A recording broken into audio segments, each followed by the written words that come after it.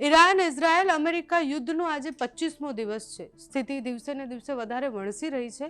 ભારત સહિતના અનેક દેશો પર તેની અસર પણ થઈ રહી છે. ડોનાલ્ડ ટ્રમ્પ કહી રહ્યા છે કે બધું જ જલ્દી ઠીક થવાનું છે. ટ્રમ્પ પોતાની કીધેલી વાત જલ્દી ભૂલી જાય છે, બધાને ખબર છે.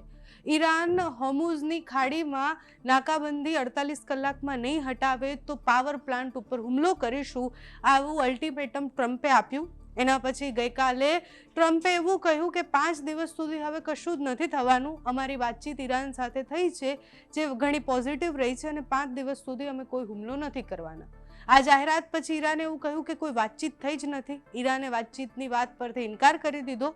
અને પછી ટ્રમ્પે ગઈકાલે પત્રકારો સાથે જ્યારે વાતચીત કરી ત્યારે પણ એમને ફરી એકવાર ડીલની વાત કરી. તેમણે એવું કહ્યું કે હોર્મુઝનું સંયુક્ત સંચાલન અમેરિકા અને ઈરાન કરશે. આ માટે મુજતબા ખામેની સાથે વાતચીત થઈ છે. તરત જ જ્યારે પત્રકારે સવાલ પૂછ્યો તો એમણે એવું કહ્યું કે ના, ઈરાનના એક અધિકારી સાથે વાતચીત થઈ છે.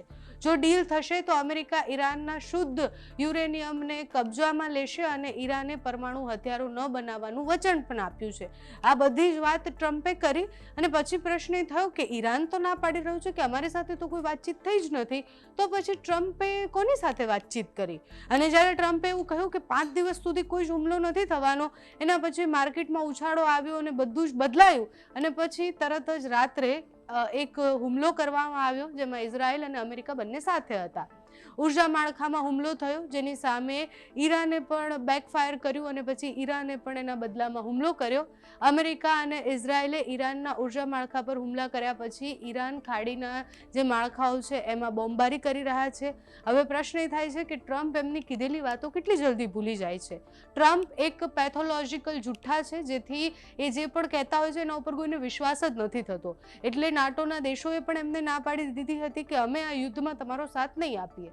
ટ્રમ્પ જે વાતો કરે છે અત્યારે ઝેન્ઝીની ભાષામાં કહીએ તો એ ડીલુલુ જેવી વાતો છે કે હમણાં કરી પછી ભૂલી ગયા. એમને એવું લાગે છે કે આ દેશો સાથે એમણે વાત કરી છે, એમને એવું લાગે છે કે ઈરાન સાથે એમણે વાત કરી છે. સામે ઈરાન ના પાડે છે કે અમે કોઈ જ વાત નથી કરી.